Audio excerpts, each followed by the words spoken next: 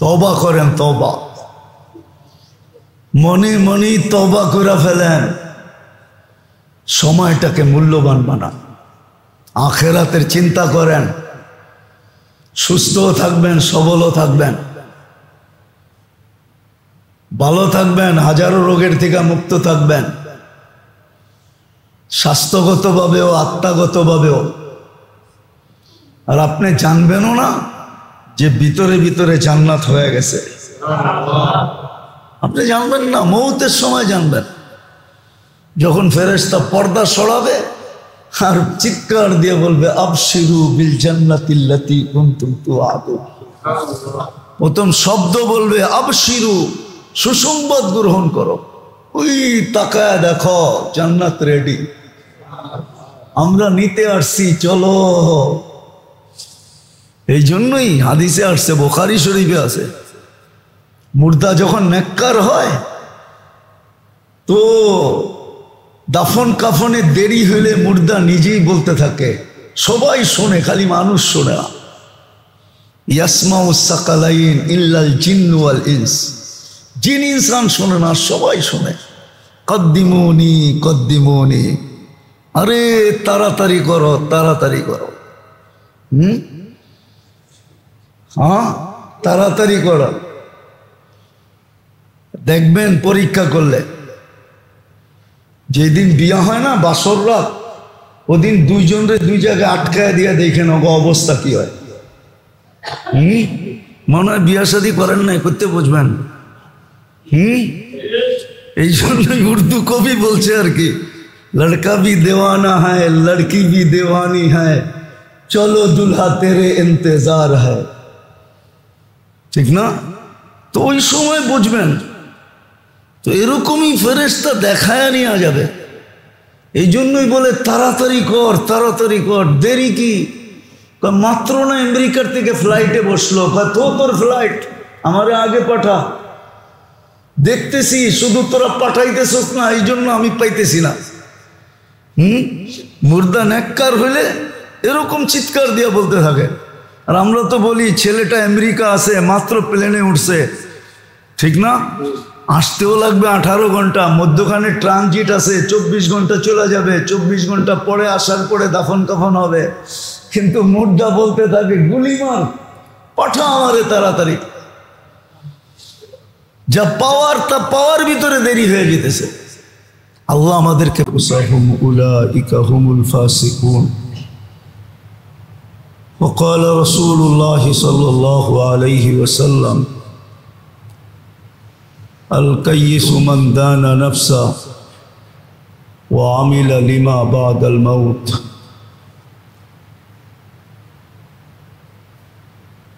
وقال رسول الله صلى الله عليه وسلم ألا إن سلعة الله الغالية ألا إن سلعة الله الجنة أو كما قال عليه الصلاة والسلام. সম্মানিত উপস্থিতি, কোরআন হাদিস থেকে যতটুকুই তেলাওয়াত করা হলো, আশা রাখি একই সামনে রেখে কিছু কথা রাখবো, সাথে সাথে দোয়ার দরখাস্ত। আল্লাহ আমাদের সকলকে বুঝার এবং আমল করার তৌফিক দান করেন।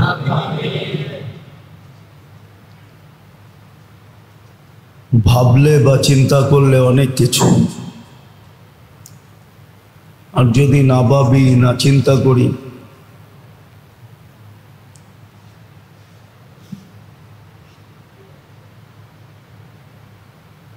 তাহলে সময়টা এমনি কেটে যাবে, কিছুই বুঝে আসবে না। আর সত্য এটাই,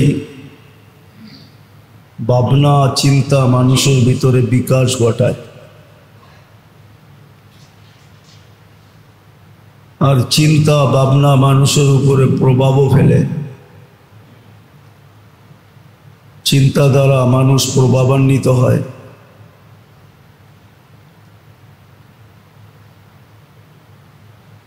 যার কারণে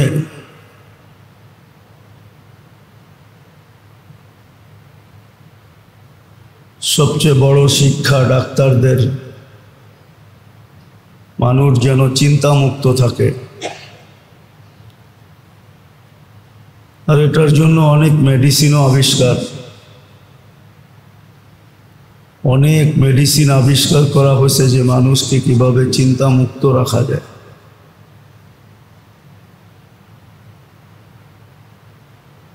কিন্তু আসলে যেই চিন্তা করলে মানুষের ভিতরে বিকাশ ঘটবে, ওই চিন্তার তালিম, তরবিয়ত, শিক্ষা, দীক্ষা আমাদের ভিতরে খুব কম।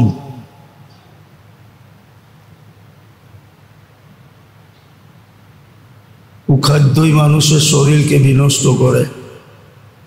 খাদ্য যদি খাদ্য হয়, পুষ্টিকর হয়, স্বাস্থ্যসম্মত হয়, তাহলে ওই খাদ্য মানুষের শরীরকে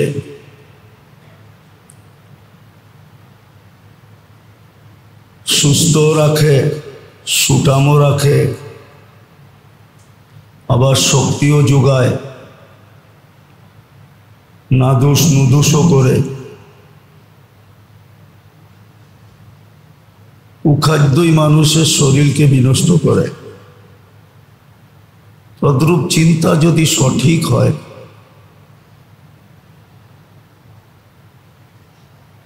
তাহলে ওই চিন্তা মানুষকে কোনোদিন ক্ষতি করে না। ও হাদিসে যদিও উল্লেখ ছিল যে মানুষ কোন চিন্তা করবে, কোন চিন্তা করবে না,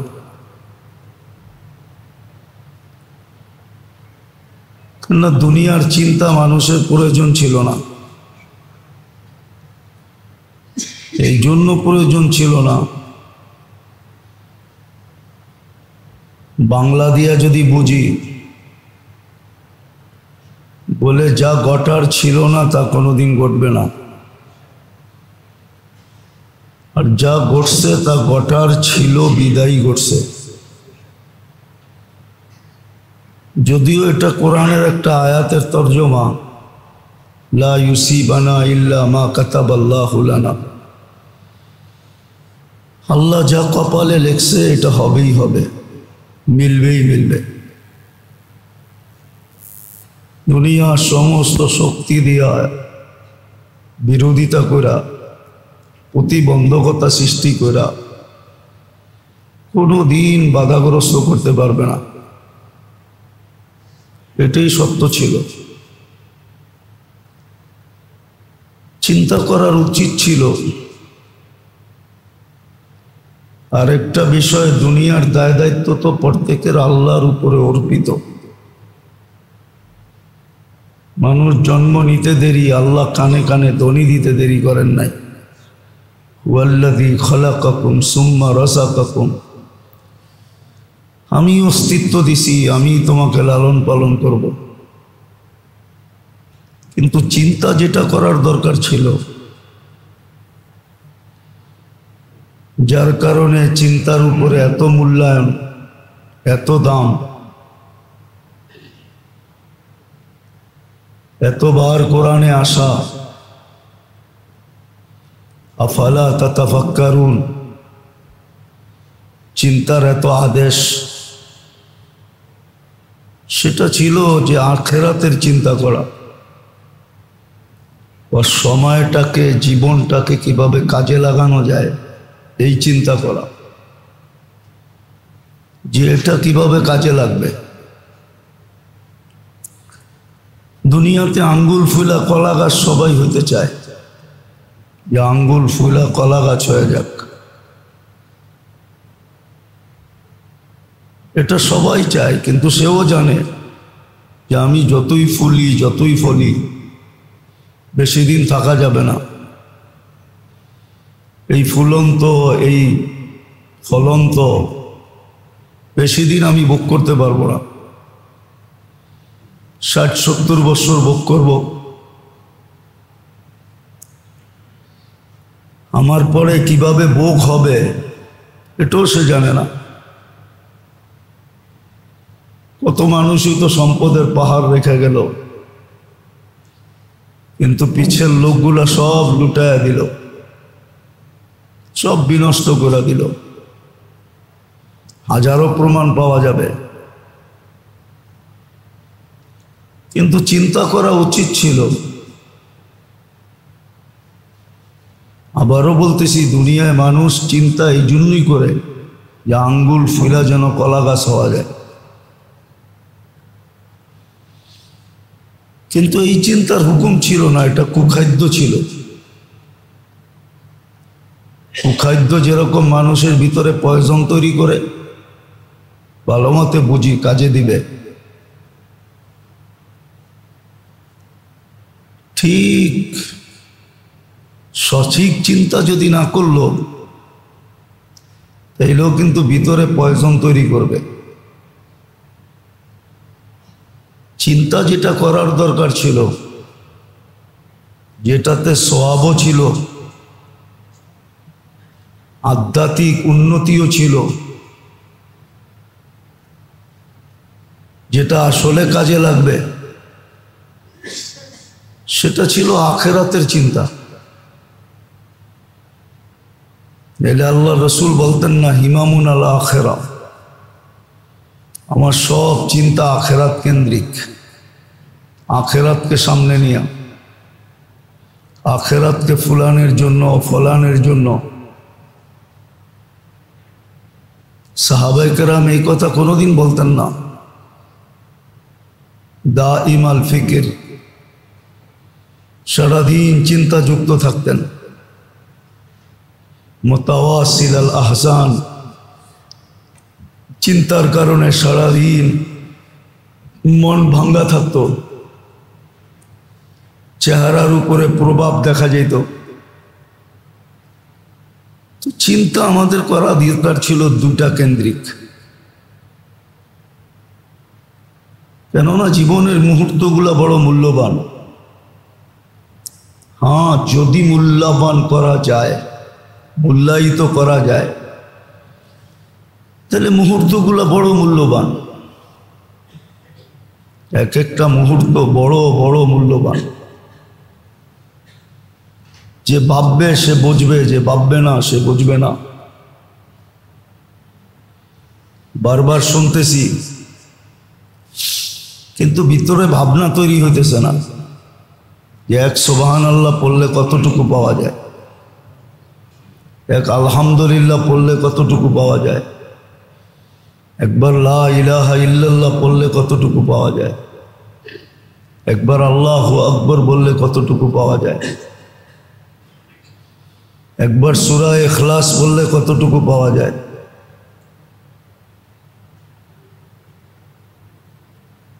তো ভাবলে বোঝা যাবে না, এলে বোঝা যাবে না যে মুহূর্তগুলো কত দামি, কত মূল্য রাখে। হ্যাঁ, যে ভাববে সে বুঝবে, যে মূল্যায়ন করবে সে বুঝবে। একবার আল্লাহ বললে কি পাওয়া যায়, এরকম হাজারো তসবিহাত আছে ছোট ছোট। একবার ইস্তেগফার করলে কি মিলে, ছোট ছোট আছে, যেগুলা দ্বারা মুহূর্তগুলাকে মূল্যায়ন করা যায়, দামি বানানো যায়।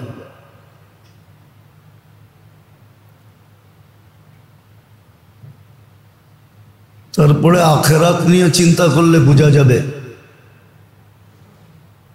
যে আমি যে এটা উচ্চারণ করলাম, এটার প্রভাব শুধু এখানে পড়বে না, আখেরাতের উপরেও পড়বে।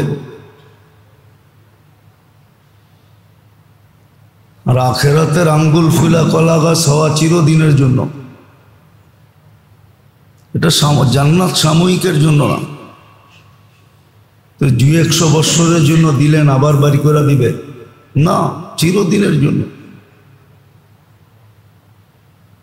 খালিদিনা ফিহা আবাদা, সারা জীবনের জন্য দিবে। তো আজকে মানুষ চিন্তা করে করতে করতে নিজেকে অসুস্থ বানায়। হাসপাতালের বেডেও চলে যায়, চিকিৎসাও তার চলতে থাকে। ডাক্তার তাকে টেনশন মুক্ত করার জন্য হাজারো পদ্ধতি ব্যবহার করে। কিন্তু ওই যে বললাম না, খাদ্যের যেরকম দুটা ধারা আছে, সুখাদ্য কুখাদ্য, পরিবেশের যেরকম দুটা ধারা আছে, উন্নত পরিবেশ অনুন্নত পরিবেশ, অথবা বলতে পারেন স্বাস্থ্যকর পরিবেশ অস্বাস্থ্যকর পরিবেশ। দুনিয়াতে যেরকম দুটা ধারা প্রবাহমান, কখনো জোয়ার কখনো বাটা, ঠিক চিন্তার ভিতরেও দুটা ধারা আছে। একটা হলো দুনিয়া নিয়ে চিন্তা করা, আঙ্গুল ফুলা কিভাবে কলা গাছ হওয়া যায়, কিভাবে 60-70 বছর সচ্ছলতার সাথে থাকা যায়, ভালো খায়া ভালো পড়া ভালো ঘরে থাইকা কিভাবে কাটানো যায়, এটাও একটা চিন্তা। কিন্তু এটা দুই দিক দিয়েই ক্ষতিকর, স্বাস্থ্যের জন্য ক্ষতিকর, আত্মার জন্য ক্ষতিকর। এই জন্য হাদিস বুঝাইছেন, কোরআন বুঝাইছেন যে মানুষের কি চিন্তা করা উচিত, সুস্পষ্টভাবে বুঝাইছেন। আল্লাহ রসুলের চিন্তা যদি আখেরাত নিয়ে হয়, যে নিষ্পাপ, যার কোনো পাপ নাই, যিনি সৃষ্টির সর্দার, কিয়ামতের মাঠের যিনি রাজা, যাকে এককভাবে আল্লাহ বলছেন যা চাবেন তা দিব, যার জন্য সুপারিশ করবেন মঞ্জুর করব, উনি যদি বলে হিমামুন আল আখেরা, তাহলে বোঝা গেল আমাদের চিন্তা আখেরাত নিয়ে হওয়া উচিত ছিল। দ্বিতীয় আমাদের চিন্তা হওয়া উচিত ছিল যে জীবনটাকে কিভাবে মূল্যবান করা যায়, মূল্যায়িত করা যায়, দামি বানানো যায়। কোরআন তো এটাই বলে লিয়াবলুয়াকুম আইয়ুকুম আহসানু আমালা। আমরা তো এটাই দেখব, কে এই জীবনটাকে মূল্যবান বানাইল, মূল্যায়িত করলো, দামি বানাইল।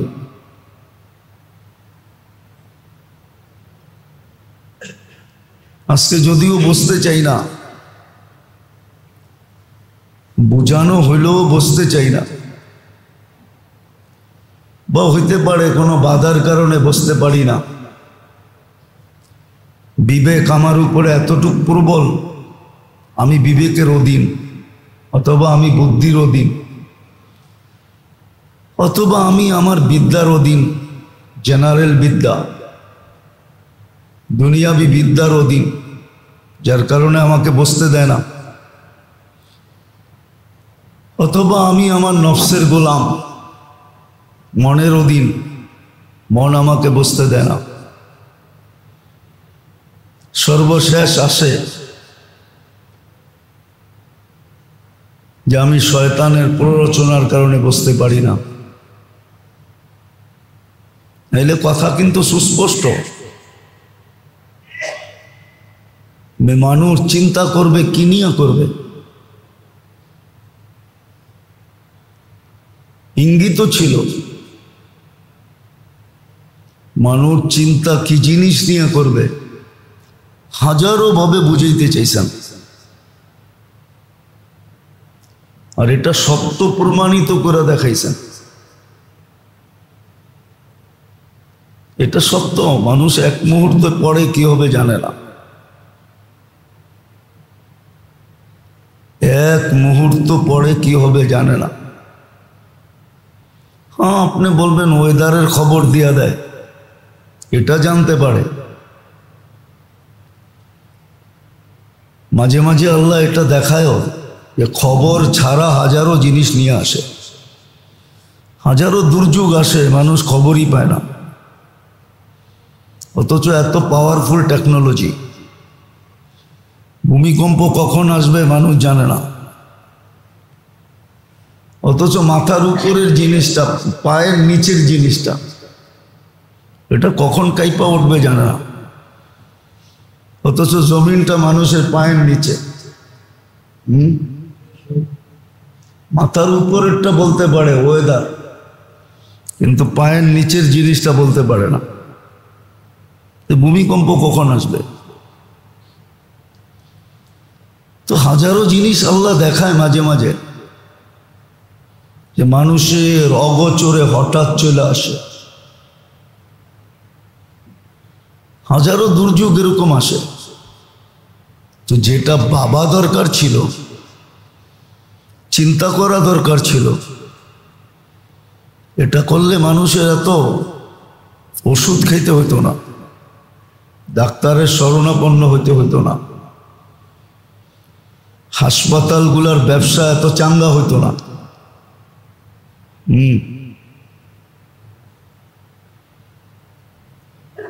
এত চাঙ্গা হইতো না। তো যেটা বুঝাইতেছিলাম, আল্লাহ করুক, বুঝে আসুক, কাজে দিবে না। চিন্তা মানুষের ভিতরে বিকাশ ঘটায়।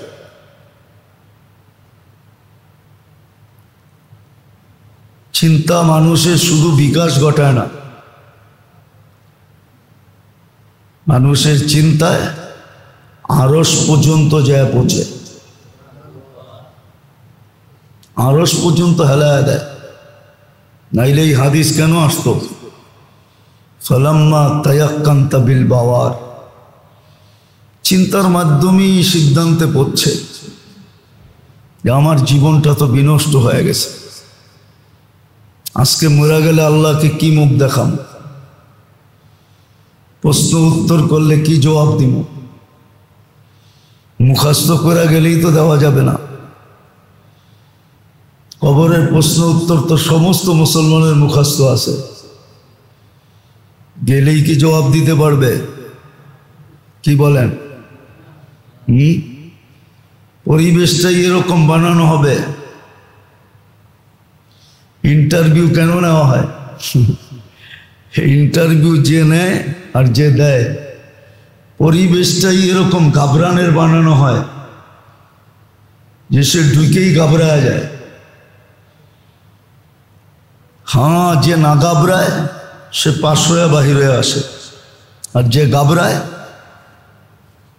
তার জানা থাকলেও ফেল হয়ে যায়। তো কবরের পরিবেশটা তো এরকমই বানানো হবে। নাহলে আল্লাহ কেন বলবেন ইউসাব্বিতুল্লাহু বিল কওলিস সাবিত?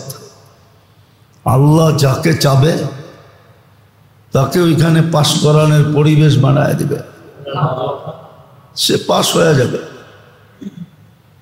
নাহলে মুখস্থ থাকলেই পাশ করা যাবে না। স্বাস্থ্যকর চিন্তা ওইটাই ছিল, দুটাই ছিল স্বাস্থ্যকর চিন্তা। আত্মার জন্য চিন্তা দুটেই ছিল। হ্যাঁ, কলুষিত করার চিন্তা ছিল না। একটা হলো আখেরাতের চিন্তা, আর একটু হলো আমার সময়টা, জীবনটা কিভাবে কাটতেছে এটার চিন্তা। আমার জীবনের মুহূর্তগুলা মূল্যবান হইতেছে, যদিও আল্লাহ হাজারো ভাবে সুযোগ দিছিলেন। আপনি একটা জিনিস চিন্তা করেন, হাদিসের সুস্পষ্ট জিনিস,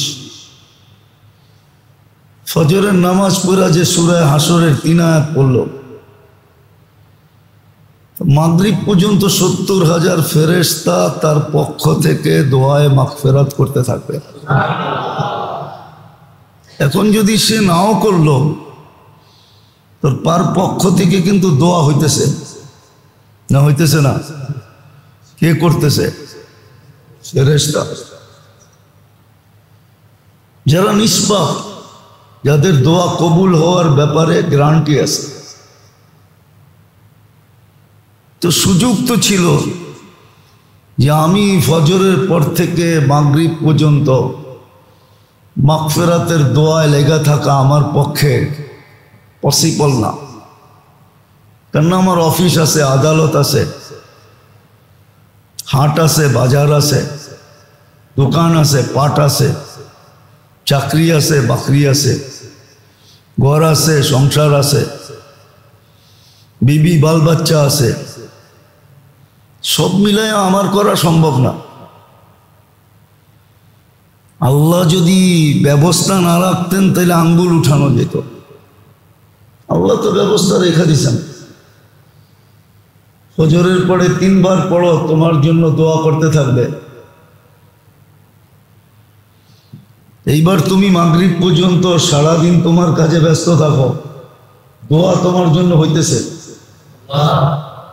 মাগফিরাতের দোয়া হইতেছে তোমার জন্য। বলেন এটা কি কঠিন ছিল? না, এটা সৌভাগ্যের বিষয় না। সৌভাগ্যের বিষয় না, না মনে হয়, না সৌভাগ্যের বিষয় না মনে হয়, বুঝতেছি না। তাহলে মনে করেন কয়জন শিখলো এটা?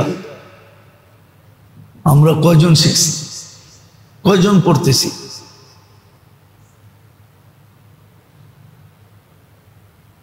আপনি সারাদিন না পড়েও পড়া হইতেছে। উচিত ছিল এটা করা, তাহলে সারা দিনটা মূল্যায়িত হইত। এরকম দোয়া আছে, সকালে পড়লে সন্ধ্যা পর্যন্ত নেয়ামতের শুকরিয়া আদায় হয়ে যায়। আপনি গয়না বলতে পারবেন ফজরের পরেতে সন্ধ্যা পর্যন্ত আল্লাহর কত নেয়ামত আপনি ব্যবহার করলেন? একদিনেরটা বলেন তো। একটা মানুষের তো সন্ধ্যা এটাও মনে থাকে না সারাদিনে কয়বার পানি খেল, হ্যাঁ চা কয়বার খাইলো এটা মনে রইল।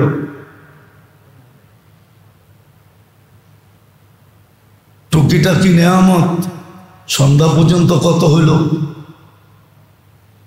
কারো কাছে লিস্টই নাই। আচ্ছা চোখে দেখাও তো একটা নেয়ামত, ফজর থেকে সন্ধ্যা পর্যন্ত কতবার দেখলেন, কত জিনিস দেখলেন। শোনাও তো একটা নেয়ামত, কত কথা শুনলেন, কত কথা বললেন। কিন্তু ফজরের পরে একবার পড়লে সন্ধ্যা পর্যন্ত সমস্ত নেয়ামতের শুকরিয়া আদায় হয়ে যাবে, যতগুলো আপনি ভোগ করতেছিলেন। আবার সন্ধ্যায় পড়লে সকাল পর্যন্ত যত নেয়ামত ভোগ করলাম বা আমার উপরে যত নেয়ামত বর্ষিত হইল সবগুলো শুকরিয়া আদায় হয়ে গেল। এমনি তো আমাদের আলহামদু পড়ার সুযোগ হয় না যে ডেলি আমি 2-4-500 বার আলহামদু পড়ি, আলহামদুলিল্লাহ আলহামদুলিল্লাহ আলহামদুলিল্লাহ পড়ি, সুযোগ তো হয় না। তো যেটা বুঝাইতেছিলাম, আমাদের করা চিন্তা করা দরকার ছিল কি, কোন চিন্তা করা বলে না যে পিওর 1 ফোঁটাও যতটুকু উপকার হবে বেজাল 1 টনেও এতটুকু উপকার হবে না। আপনি বেজাল 1 টন নিলেন, 1 টন খাইলেন, আর পিওর 1 ফোঁটা খাইলেন, লাভ কোনটায় হবে? এটা যখন বুঝি তো এটা বুঝি না কেন? তো বোঝা উচিত ছিল, বোঝা উচিত ছিল যে পিওর 1 ফোঁটা যখন পিওরই, আর বেজাল 1 টন 1 টনই, ওটা দিয়ে আমার কোনো লাভ হবে না। তাহলে যেই চিন্তা আমরা সারাদিন করি, এই চিন্তাটাকে যদি পরিবর্তন করা হতো। হাদিসে তো এটাও পাওয়া যায় যে বহুত মানুষের চিন্তায় আল্লাহর পক্ষ থেকে কুদরতিভাবে সান্ত্বনা আসে আখিরাতের চিন্তায়। যেমন আপনি দেখেন রসুল মুহাম্মদুর রাসূলুল্লাহ সাল্লাল্লাহু আলাইহি ওয়াসাল্লাম চিন্তার উপরে আল্লাহর পক্ষ থেকে সান্ত্বনা আসছে, লাআল্লাকা বাখিউন নাফসাকা, আপনি চিন্তায় চিন্তায় আপনাকে বিনষ্ট করে দিবেন, আপনার শরীর স্বাস্থ্য শেষ করে দিবেন। তো চিন্তাই তো আল্লাহর পক্ষ থেকে সান্ত্বনা নিয়ে আসছে। আমাদের জন্য এরকম হাদিসে আছে, চিন্তায় মানুষের জন্য সান্ত্বনা নাইমা আসে, সে জানেও না। চিন্তার কারণে সিদ্ধান্ত পরিবর্তন হয়ে গেছে। আল্লাহ সিদ্ধান্ত করে ফেলছে, যাও তোমার চিন্তায় তোমার মাফকেরাত হয়ে গেল। সামাজিক জীবন এরমই তেজপাতা, হয় খিচুড়ি না হয় তেজপাতা। কেননা বললাম না, উপরের প্রভাব নিচে পড়ে। চিন্তা কি করা দরকার ছিল আর চিন্তা কি করতেছি? চিন্তা করা উচিত ছিল। প্রত্যেকেই যদি নিজের আখেরাত নিয়ে চিন্তিত থাকতো, তাহলে পুরাটা ঘরেই মুরাকাবার পরিবেশ হতো। কিসের মুরাকাবা বোঝেন? এই কামরায় ও এই কামরায়, এই জায়গায় ও ওই জায়গায়। জিজ্ঞাসা করলে শ্বাস ছেড়া বলতো আখেরাত নিয়ে চিন্তা করতেছি। আখেরাতে কি হবে? আখেরাত নিয়ে চিন্তা হতো। অথবা সময়টা মূল্যবান বানানোর চিন্তা হতো, যে মুহূর্তগুলোকে কিভাবে মূল্যবান বানানো যায়। কাইটা তো যেতেছে। এই জন্যই তো আল্লাহ রসুল বলছিলেন, জান্নাতের জমিন খালি পড়ে আছে, তোমাকে গুছায় যেতে হবে, গাছ লাগায় যেতে হবে, গাছ লাগাও। তোমাকে বিল্ডিং করে যেতে হবে, বিল্ডিং বানাও। সাহাবা জিজ্ঞাসা করছে, এইখানে বসে গাছ লাগায় কিভাবে? এইখানে বসে বিল্ডিং করে কিভাবে? 10 বার সূরা ইখলাস পড়লে জান্নাতে একটা বাড়ি কমপ্লিট হয়। কয়বার? 100 বার পড়লে কয়টা বাড়ি?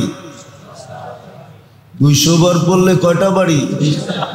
300 বার পড়লে কয়টা বাড়ি? আপনি বাড়ি বানান না, কে না করছে? আর ওই বাড়ি তো ওই বাড়ি না, এই দুনিয়ার পচা ইটের বাড়ি। দুনিয়ার ইট তো এই মাটি থেকেই তৈরি, ঠিক না? আজ পর্যন্ত সোনার কালার দিয়ে ইট বানানো হয়েছে আমি মানি, কিন্তু আজ পর্যন্ত কারো বাড়ির ইট সোনা দিয়ে বানানো হয় না। বানানো হয়েছে নাকি? হ্যাঁ, 1,80,000 টাকা তোলা। আপনি সোনা দিয়ে ইট বানাবেন কোথেকে? সোনার কালার দিয়ে বানানো হয়েছে, এটা আমি মানি। প্রলেপ দিয়ে বানানো হয়েছে, এটা আমি মানি। সোনার কালার করা যায়, প্রলেপ দেওয়া যায়, কিন্তু সোনার ইট দিয়ে বানানো দুনিয়াতে যায় না। হইলে গেলে রাজা বাদশারা অনেক আগে বানাইতেন। দুনিয়ার কোনো বাড়ি সোনা দিয়ে বানানো নাই, রূপার ইট দিয়েও বানানো নেই, প্রলেপ দিয়ে বানানো আছে। জান্নাতে তো একটা ইট সোনার, একটা ইট রূপার হবে। আপনার এই 1 কাঠার বাড়ি, রাগ হয়ে যাবেন তো বললে। 1.5 কাঠা, 2 কাঠা, 2.5 কাঠার মালিক হয়ে যে বাপ দেখায়, বাড়িওয়ালা কয়া, ঠিক না? ওটা তো বারাটিয়া বোঝে মালিক কি বাপ দেখায়, আমরা বুঝবো না। না, আমি তো আর এই বাড়িতে থাকি না, আমি যেখানে থাকি ওইখানে বুঝি ও কি বাপ দেখায়। ছোট একটা বাড়ির মালিক হয়ে কি বাপ দেখায়, ঠিক না? দেখি তো মাঝে মাঝে 1/2 কাঠার বাড়ির মালিক ইমাম সাহেবের লোকে ফাফল হয় না? আর 10 বার সূরা ইখলাস পড়লে তো জান্নাতে একটা বাড়ি হবে। যার তালার দূরত্ব, এক এক তালার দূরত্ব হইল জমিন থেকে আকাশ পর্যন্ত। না জানি 1000 বৎসরও ওই বাড়ির পরিধি অতিক্রম করতে পারবে না। কিন্তু বলেন কয়জন এই নিয়তে ডেলি 10 বার সূরা ইখলাস পড়েন?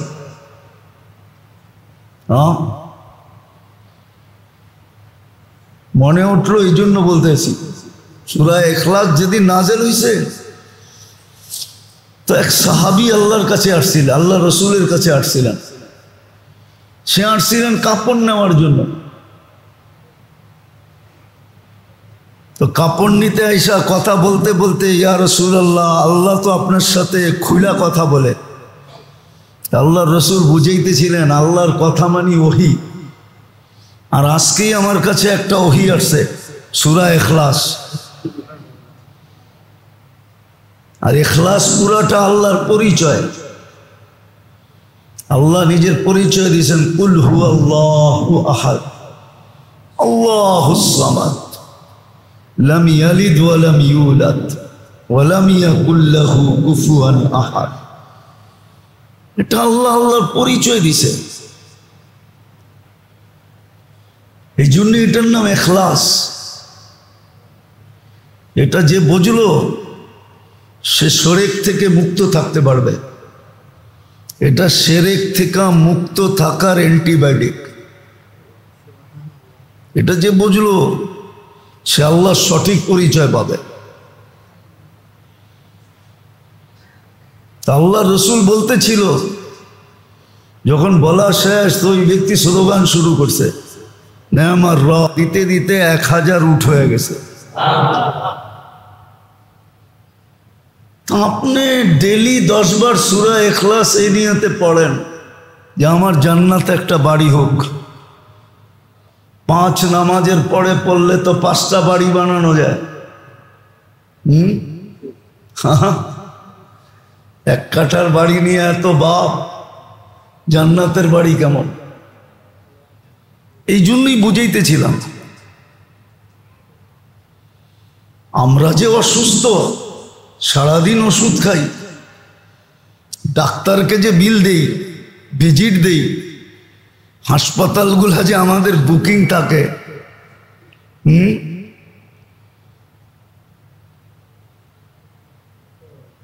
ব্যবসা যে জমজমাট, কারণ তো এটাই। যা চিন্তা করা দরকার ছিল তা তো করি না। খাদ্য যেটা নেওয়ার দরকার ছিল ওটা তো নেই না, কুখাদ্য নেই। কুখাদ্য নেই, খাদ্য তো খাই না। সুখাদ্য শরীরের জন্য যতটুকু উপকারী, কুখাদ্য এর চেয়ে কোটি গুণ বেশি ক্ষতিকর। এটা বুঝি, কিন্তু এটা তো বুঝি না। এই চিন্তা আমার কি করা দরকার ছিল? আমি কি চিন্তা করি? চিন্তা তো করা দরকার ছিল আমার আখেরাত নিয়া। না, আমি তো যেই কোনো মুহূর্তে মরে যেতে পারি। আমার যাত্রার অবসান যেই কোনো মুহূর্তে ঘটতে পারে।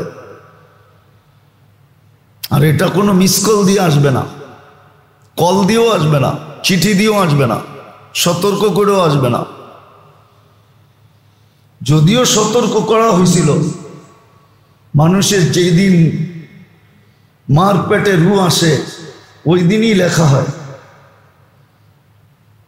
ওই দিনই লেখা হয় যে বয়স কতটুকু পাবে, কোন দিন মরবে, কোন মুহূর্তে মরবে, ওই মুহূর্তেই লেখা হয়ে যায়। তো চিঠি তো ওই সময় ইস্যু হয়ে গেছে। মার পেটেরটা বাদ দেন, দুনিয়ায় যেদিন পা রাখছে ওদিনই তো দুনিয়া যেটা ফেলছে ওকে মরতে হবে। আসলো না যে মৌতের ফাঁদে পড়লো, আসলো না যে, আসলো না যে মৌতের ফাঁদে পড়লো। কি ওইটা কি মৌতের ফাঁদে পড়ে নাই? ওকে কি মরতে হবে না? চিঠি তো প্রথম দিনই ইস্যু হয়েছে। বাবা তো উচিত ছিল আখেরাত নিয়া। আখেরাতে তো কারো অংশীদারিত্ব নাই। দুনিয়ায় যতই বানান না কেন, আপনার পরে হাজারো অংশীদার বাহির হয়ে যাবে। এমনকি জালি দলিল দ্বারা অনেক বাহির হয়ে যাবে, যে জাল দলিল বানায় ফেলছে। হ্যাঁ, জাল দলিল নিয়ে আপনার সাথে লড়তে থাকবে। আর আমাদের দেশের নিয়মিত হইল এটা। হ্যাঁ, সবকিছুর সিদ্ধান্ত তাড়াতাড়ি পাওয়া যায়, কিন্তু সিভিল কেসের সিদ্ধান্ত তাড়াতাড়ি পাওয়া যায় না। আপনি 2 ডেটে পাবেন না, 3 ডেটে পাবেন না। পাবেন নাকি? মনে হয় বোঝেন না। সিভিল কেস বোঝেন? সিভিল কেস না, মনে হয় বোঝে না। সিভিল কেস বোঝেন? জাগা জমিনের কেস, জাগা জমিনের। এটা উকিলের কাছে গেল, উকিল মনে করে যে অস্ট্রেলিয়ান গাই, যতদিন দোয়া দোয়া খাওয়ান যায় ও সিদ্ধান্ত হইতে দিবে না। তারিখের পরে তারিখ নিতে থাকবে, আর প্রত্যেক তারিখে আপনার কাছ থেকে মোটা মোটা অঙ্ক বের করতে থাকবে, আর কোনো সিদ্ধান্ত দিবে না।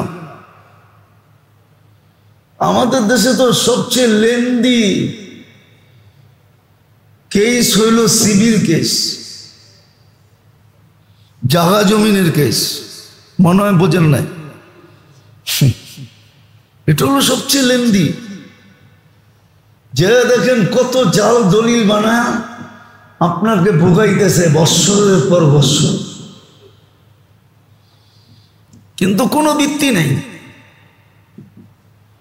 তো যেটা বুঝাইতেছিলাম, এটা আমার আলোচ্য বিষয় না।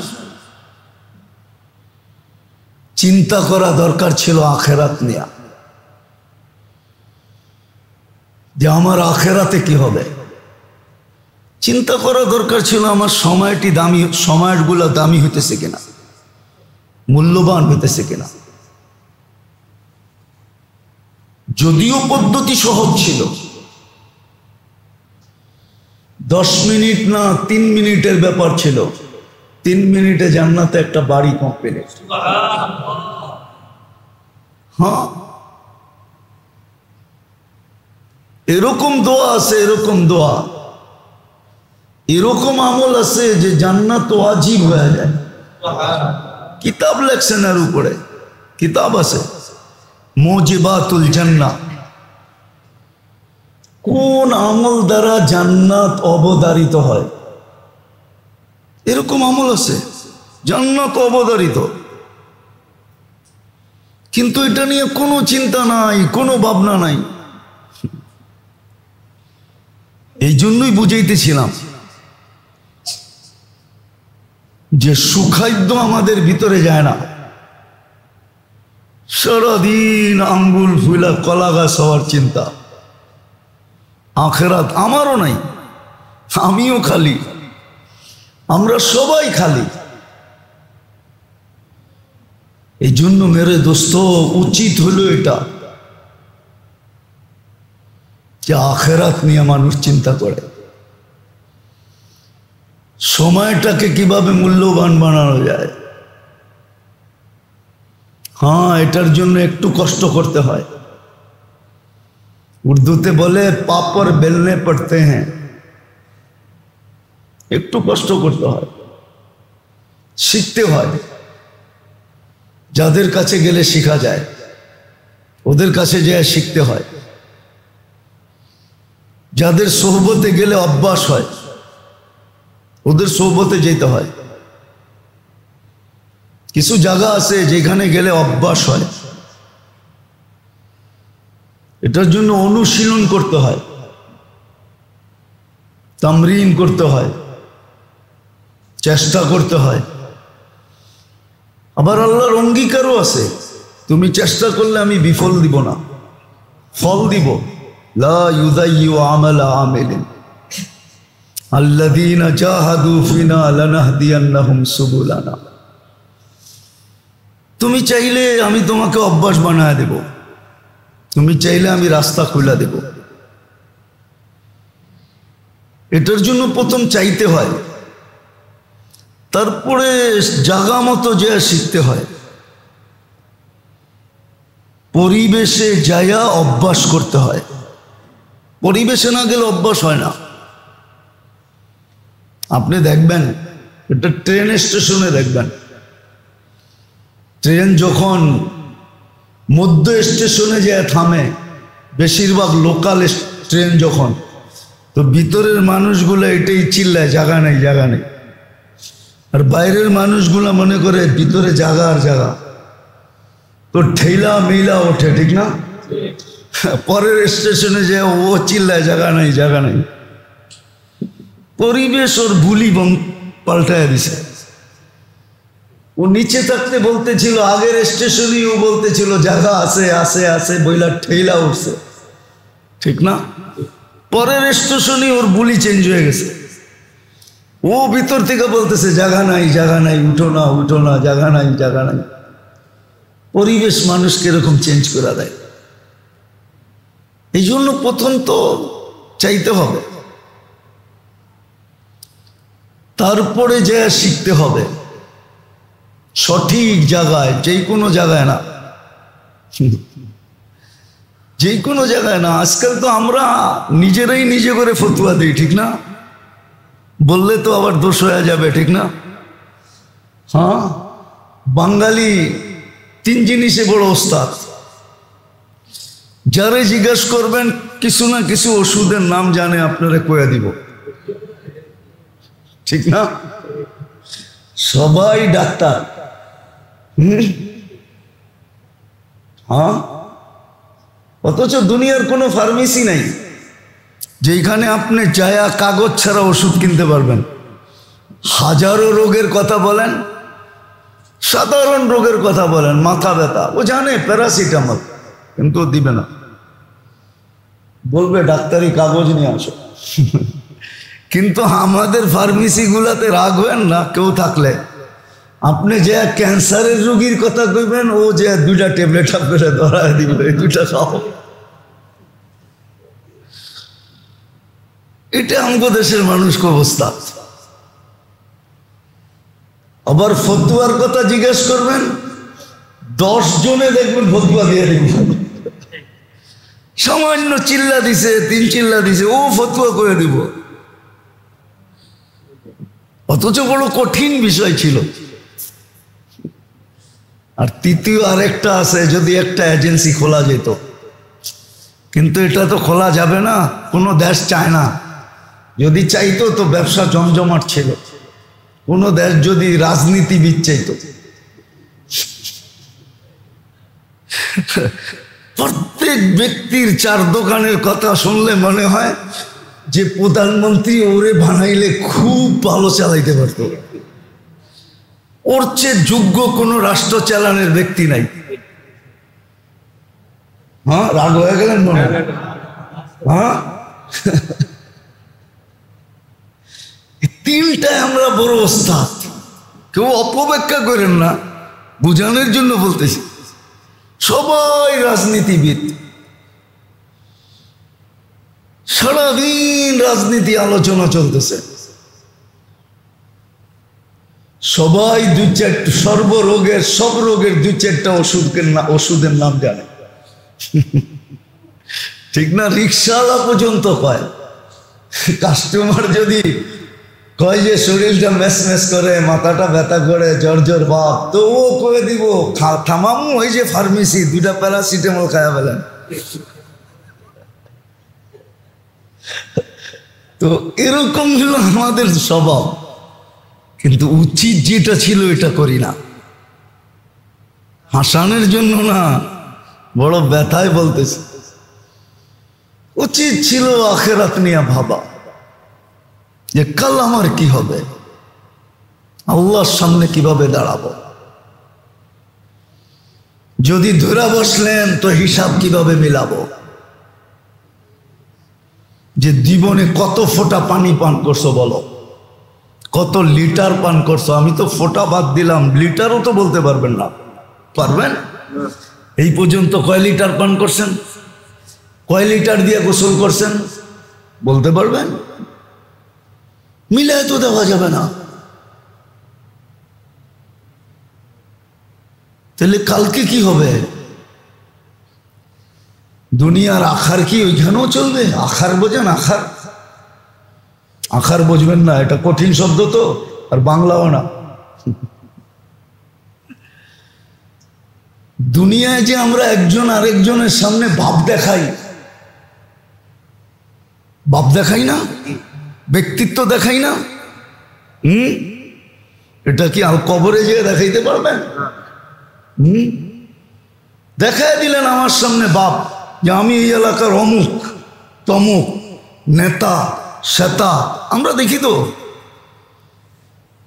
মাঝে মাঝেই দেখা হয়। ওয়াজে নাম দেয় না তো ওয়াজ বন্ধ,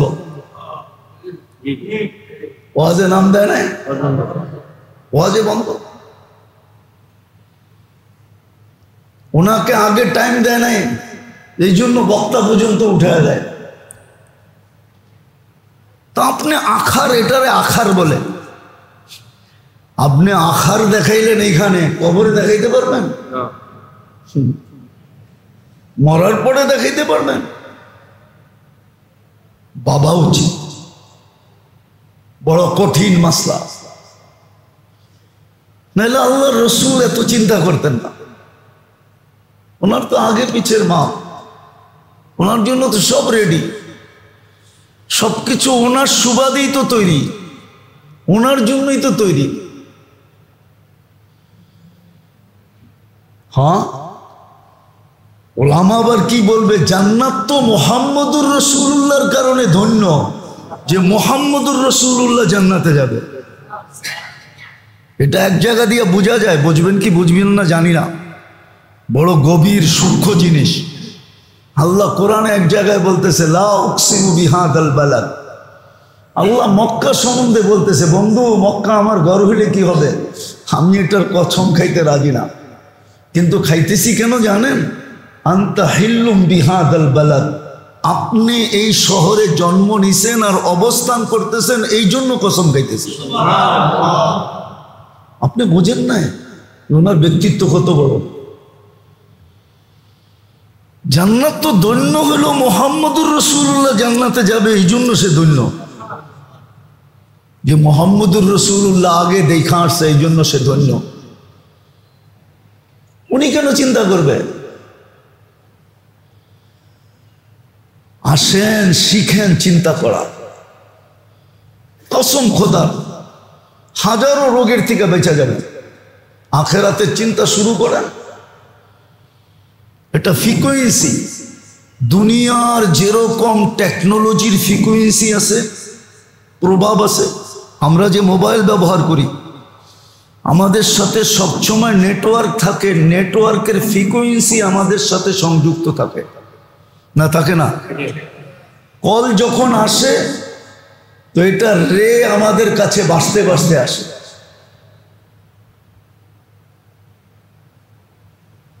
হ্যাঁ, এটা আমাদের শরীরের উপরে প্রভাব ফেলে। আখেরাতের চিন্তারও ফ্রিকোয়েন্সি আপনার উপরে পড়বে, হাজারো রোগ থেকে বেঁচে যাবেন। সময়কে মূল্যবান করেন, এটার জন্য আল্লাহর কাছে চান। যেখানে গেলে শিখতে পারবেন ওইখানে যান, ওদের সাথে সংযুক্ত হন। বলবেন লেট দিকেই তো সব পাওয়া যায়, তাও বলি এখন ডাক্তারের কাছে যেতে হয় না, যান অ্যাপসে যান। আপনি কোন রোগের কি ওষুধ, খাওয়ার পদ্ধতি কি, কত কোম্পানি বানাইছে, সব অ্যাপসে আছে। তো আপনি কি অ্যাপস দেখে ওষুধ খাবেন? তাইলে কেন কোন যে অনলাইনে সব পাওয়া যায়? আমিও বলি অনলাইনে সব পাওয়া যায়, যেরকম ডাক্তারি অ্যাপসে সব কিছু পাওয়া যায়। কিন্তু এত লম্বা ভিজিট দেন কেন? 1 মাস আগে সিরিয়াল নেন কেন? যায়া ডাক্তাররে তেলাইতে থাকেন কেন? তেলানো বোঝেন তো না? এটাও বোঝেন না? কেন? অ্যাপস দেখা খায়া ফেলেন। এটা যখন করেন না তো কেন কোন নেটে পাওয়া যায়? পাবেন নেটে, কিন্তু একজনের কাছে গেলে পার্সোনালি যে সোয়াবটা পাবেন ওটা পাবেন কোথায়? যে একটা প্রভাব পড়বে ওটা পাবেন কোথায়? এই জন্য চান যেইখানে গেলে শিখতে পারবেন ওইখানে যে শিখেন। যেই পরিবেশে গেলে অভ্যাস হবে ওই পরিবেশে যান, সোহবতে যান। এই জন্য সোহবত রাখা হয়েছে, সাহাবী এইখান থেকে আসছে। এই জন্যই কোরআনে হুকুম আসছে কুনু মা সাদিকিন, সোহবতে যাও, গেলে তোমার অভ্যাস হবে। তখন দেখা যাবে হাজারো রোগের থেকে বেঁচে যাবে, সময়গুলা মূল্যবান হতে থাকবে। তখন পাল্লা চলবে, পাল্লা, ঘরের ভিতরে পাল্লা হবে। এখন তো বাহিরেও হয় না, ঘরেও হয় না, ঘরের ভিতরে প্রতিযোগিতা হবে। বাচ্চা কাচ্চাও বলবে আজকে আমি 5টা বাড়ি বানাইছি, বাবা তুমি কয়টা বানাইছো? স্ত্রী বলবে আমি 10টা বানাইছি, তুমি কয়টা বানাইছো? স্বামী বলবে আমি 20টা বানাইছি, তুমি কয়টা বানাইছো? কোরআন এটাই বলছে ফালিয়াতানাফাসিল মুতানাফিসুন তানাফাসু ফিল বিররি ওয়াত তাকওয়া। প্রতিযোগিতা লাগাও, তখন দেখবেন প্রতিযোগিতা হবে। এখন তো প্রতিযোগিতা আছে, আমারটা 2 কাঠা, পাশেরটা 1 কাঠা, ওইটা নিতে পারলে আমার 3 কাঠা হইব। প্রতিযোগিতা এখনো আছে, রাগ হয় না, প্রতিযোগিতা এখনো আছে। আমারটা 2 কাঠা, পাশেরটা কত, ওইটা নিলে আমার হবে কয় কাঠা? আমার বাড়িটা একটু সুন্দর হবে, 2100 স্কোয়ার ফিটের একটা ফ্লোর হবে, আমার থাকতে সুবিধা হবে, একটু খোলামেলা হবে। আর ওর 1 কাঠা না পাইলে একটু কম হবে, গিঞ্জি হয়ে যাবে। প্রতিযোগিতা এখনো আছে, কিন্তু ওই প্রতিযোগিতা যেটা কুখাদ্যের প্রতিযোগিতা। এই জন্যই তো দেখেন, এই জন্যই আবার রাগ হয়ে যাবেন কিনা বলবো, বাড়ির খানা খায়া পয়জন খুব কম হয়, দাওয়াতের খাওয়া খাই বেশি পেটে পয়জন হয়। ফুড পয়জন সবচেয়ে বেশি হয় দাওয়াতের খাওয়ান খায়া। কি বাড়িরটা খায়া খুব, কেন বাড়িরটা তো নাইপা জিপা খায়, ঠিক না? আর দাওয়াতেরটা পাইছে, খাইতেছে, দুমায়া খাইতে খাইতে খাইতে খাইতে রাত্রে আয়া হাফাইতেছে, হ্যাঁ হ্যাঁ হ্যাঁ, বাস লয়ে গেছে স্কোয়ার আলারা, ওরা কয় পাইছি মুরগা। তো সারা রাত্র দেখা দুইখা 5 লাখ টাকার বিল বানায়া আগেই খবর লয়ে লইছে, বাড়ি কয়টা আছে, ব্যবসা কি করে, বিল বানাইলে দিতে পারবো কিনা, সব ডাটা চুপে চাপে আগেই হাসপাতাল লয়ে লইছে। সকালবেলা 3 পেটি ধরায় দিয়া দিছে, আর বলে দিছে ফুড পয়জন, খালি গ্যাস ফর্ম হয়েছে আর কিছু হয় নাই। ঠিক না? রাগ হয়ে গেলেন বুঝি, বোঝেন নাই মনে হয়। আমাদের স্বভাবই এরকম, ওই যে 1 কাঠা লয়া প্রয়োজন হয়ে গেছে, যে আমার 2 কাঠা আছে, পাশের 1 কাঠা নিলেই আমার প্লটটা ঠিক হবে, সুন্দর স্কোয়ার হবে। চিন্তা কি কেউ দরকার ছিল, আর করতেছে কি? আল্লাহ বুঝে দেখ আমাদেরকে। তওবা করেন, তওবা, মনে মনে তওবা করে ফেলেন, সময়টাকে মূল্যবান বানান, আখেরাতের চিন্তা করেন, সুস্থও থাকবেন, সবলও থাকবেন, ভালো থাকবেন, হাজারো রোগের থেকে মুক্ত থাকবেন, স্বাস্থ্যগতভাবেও আত্মাগতভাবেও। আর আপনি জানবেনও না যে ভিতরে ভিতরে জান্নাত হয়ে গেছে, আপনি জানবেন না, মৌতের সময় জানবেন, যখন ফেরেশতা পর্দা সরাবে আর চিৎকার দিয়ে বলবে আবশিরু বিল জান্নাতিল্লাতী কুনতুম তুআদুন। প্রথম শব্দ বলবে আবশিরু, সুসংবাদ গ্রহণ করো। ওই তাকায় দেখো জান্নাত রেডি, আমরা নিতে আসছি, চলো। এই জন্যই হাদিসে আসছে, বুখারী শরীফে আছে, মুর্দা যখন নেককার হয় তো দাফন কাফনে দেরি হইলে মুর্দা নিজেই বলতে থাকে, সবাই শোনে, খালি মানুষ শোনে না, ইয়াসমাউস সাকালাইন ইল্লাল জিন্নু ওয়াল ইনস, জিন ইনসান শোনে না, সবাই শোনে। কদ্দিমুনি কদ্দিমুনি, আরে তাড়াতাড়ি করো তাড়াতাড়ি করো। হ্যাঁ, তাড়াতাড়ি করো।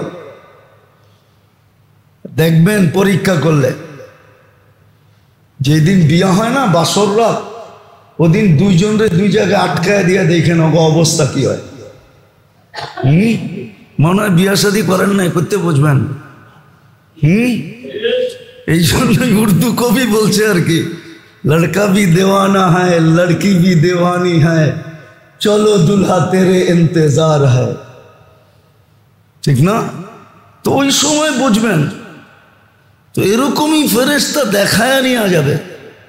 এই জন্যই বলে তাড়াতাড়ি কর তাড়াতাড়ি কর, দেরি কি? মাত্র না আমেরিকার থেকে ফ্লাইটে বসলো, তো তোর ফ্লাইট আমারে আগে পাঠা, দেখতেছি শুধু তোরা পাঠাইতেছস না, এই জন্য আমি পাইতেছি না। মুর্দা নেককার হইলে এরকম চিৎকার দিয়া বলতে থাকে। আর আমরা তো বলি ছেলেটা আমেরিকা আছে, মাত্র প্লেনে উঠছে, ঠিক না?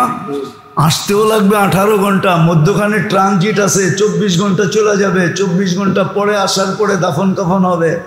কিন্তু মুর্দা বলতে থাকে গুলি মার, পাঠা আমারে তাড়াতাড়ি। যা পাওয়ার তা পাওয়ার ভিতরে দেরি হয়ে যেতেছে। আল্লাহ আমাদেরকে বুঝ দেখ। ওমা আলাইনা ইল্লাল বালাগ।